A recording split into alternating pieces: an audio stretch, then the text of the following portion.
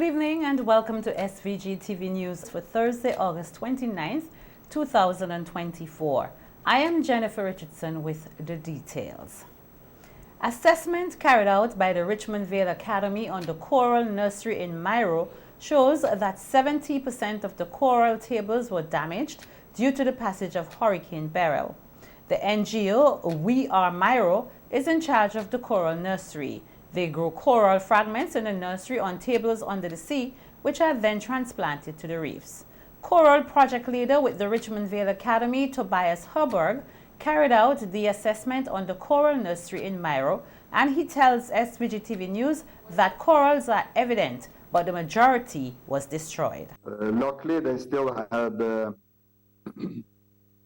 a lot of structures still intact. Of course, at least probably 70% of the tables they had there was damaged. And some of the natural colonies are also broken up. But the outplants they had, they look still healthy. And by the first trip we went down there, we were able to rebuild all the table structures that they have in Miro. So we were able to put the nursery back up again, but of course they lost a few different genotypes of the elkhorn fragments, and also a lot of the tables now don't have any fragments on them, so it's just like half of the table who still have fragments. Herberg said the Richmond Vale Academy will be working with We Are Miro Inc. as they work to restore the nursery to its former state.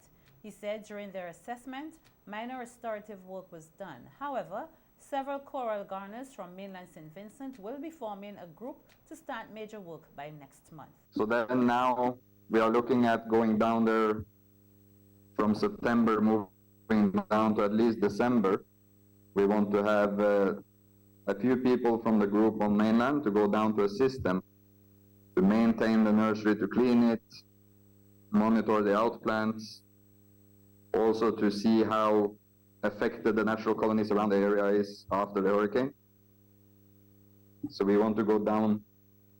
It's every third week we will have a small group going down to then assist, going out and just make sure that the coral restoration work we have been doing down there for a long time now, to make sure that it can continue and being maintained, but of course also to assist to make sure that the guys have time to focus on rebuilding their own homes and also the businesses they have. It was noted that it will take some time to have the nursery restored, but it is something that has to be treated with urgency. Fall apart more, we make sure that, okay, we change SIP price, who needs to be changed, make sure the corals still look healthy.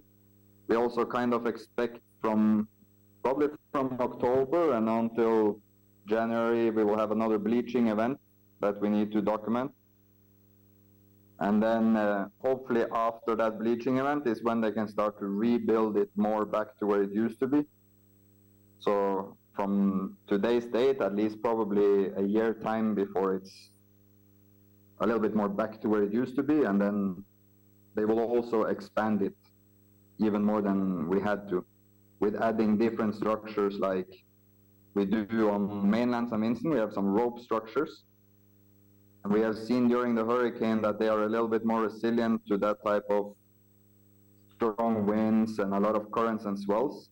So we will also try to implement some of them over in the Keys, so then they can have the two type of structures. Clare Caribbean, a not-for-profit organization working in the Eastern Caribbean, had been working in partnership with the Richmond Vale Academy, the RVA, Sustainable Grenadines, and We Are Miro on the Coral Garden project to scale up coral restoration in the Eastern Caribbean.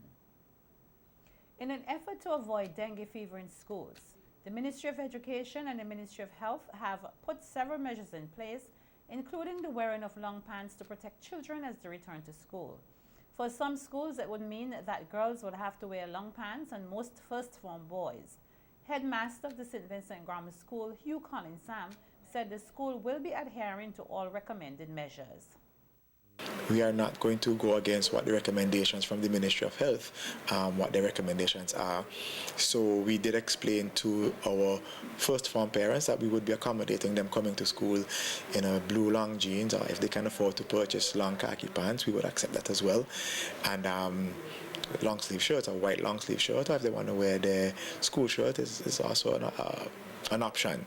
But we are complying with what the recommendations from the Ministry of Health, what their recommendations are. And some added that the attire for boys in the second form would have to be altered. we are not going to go against what the recommendations from the Ministry of Health, what their recommendations are.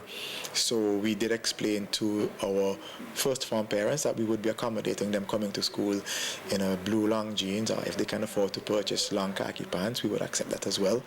And long sleeve shirt, a white long sleeve shirt, or if they want to wear their school shirt, is also an option. But we are complying with what the recommendations from the Ministry of Health, what they recommend. There is now a total of 542 laboratory confirmed cases of dengue fever in St. Vincent and the Grenadines. As of the 22nd of August 2024, the cases of dengue fever have been reported in all health districts, with the majority in Caliacor, Kingstown and Pembroke. Most persons are in the age group of 0 to 33 years. Concerned parents welcome the recommendations which schools will have to accommodate. One parent of a child from the St. Vincent Grammar School recalled that similar measures were put in place a few years ago when there was also a dengue fever outbreak. While he was going to prep school, he had an outbreak with dengue already, where they had to wear long pants and cover-ups and so on. But I think what I might do is try to get some longer socks, because I don't know if as yet what was the conversation about the clothing. I heard that the ministry said that wear light color clothes. I'm not quite sure about that, but I'm prepared to, once I get the longer socks, I will buy them for him. One parent said she contracted the vector-borne disease and it was not a good experience, and also welcomed the measures being put in place at schools to ensure the safety of students. Well, as a parent, I'm pleased with the measures the Ministry of Education and Ministry of Health would have put in place to help aid the fight against the dengue outbreak. As a parent that would have recently contracted the dengue virus, I would not want that to happen to my child. That wasn't the best experience for me. Explaining it, I would use 3 words: awful, unwholesome, and unexpected.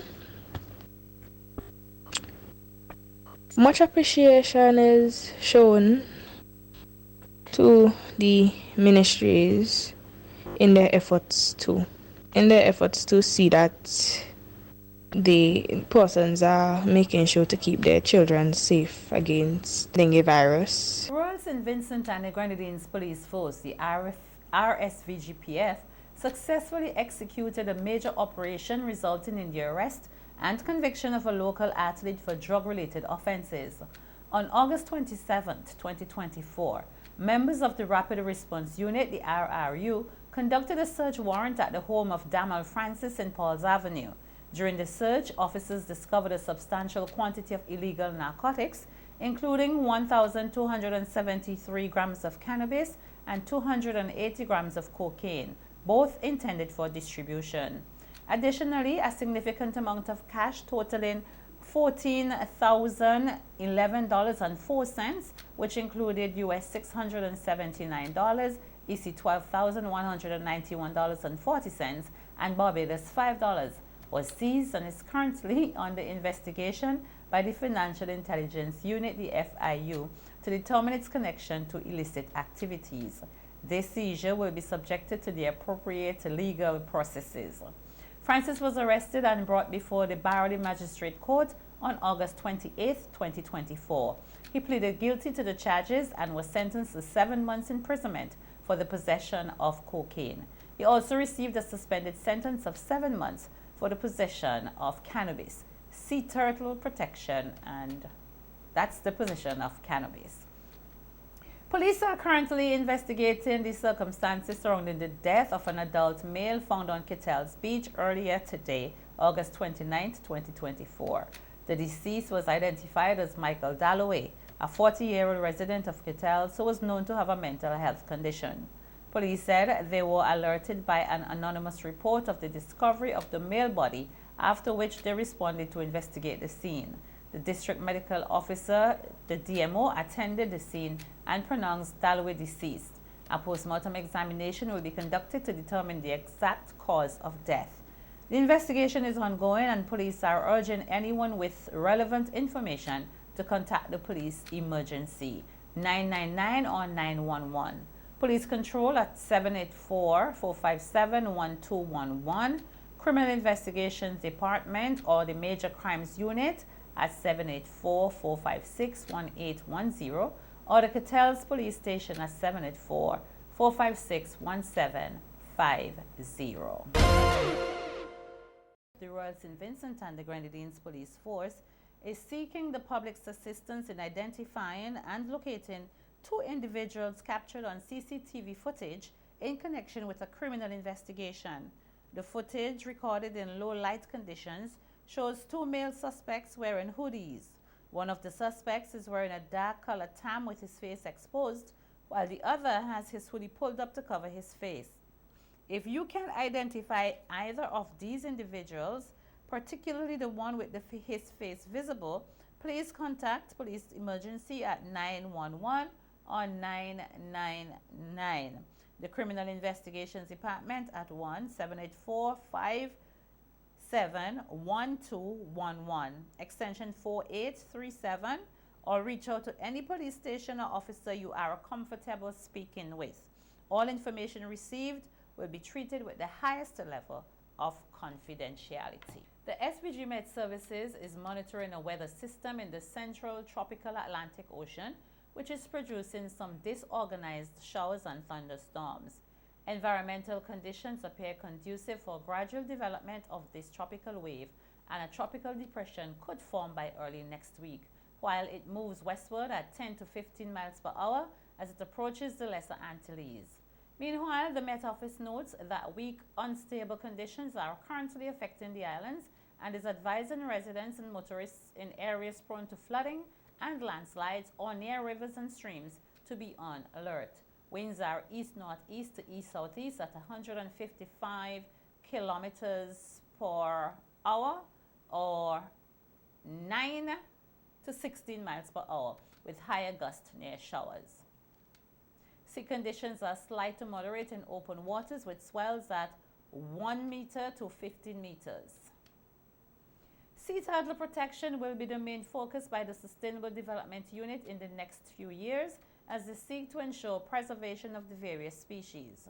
Policy and Institutional Development Specialist with Jeff 7, Abina White, detailed that the operationalization of the National Ocean Policy Strategy and Action Plan needs improvement and strengthening. Hence, they are working with various stakeholders, including the law enforcement officers. So component 2, the objective of this component is to demonstrate spatial planning, participatory conservation, and innovative financing arrangements through on-the-ground investment in 4 targets, coastal and marine pilot sites. Component 3, the objective of this component is to improve the quality and availability of coastal and marine data to inform policy and decision-making processes in St. Vincent. Component 4, the objective of this component is to ensure effective project implementation through wider sectoral coordination and support the project fiduciary, environmental and social management systems. Speaking on curbing challenges, White explained that several proposed interventions are in place for pilot site 1 at the turtle nesting stations in SVG. In mapping and planning of the area, biodiversity monitoring and an awareness program to be developed, nature-based tourism including promoting green and nature-based tourism models in new tourism investments, and promoting turtle conservation-based tourism activities as an alternative to turtle poaching. Alternative livelihood support to strengthen small local enterprise and create alternative livelihood opportunities for locals in the community.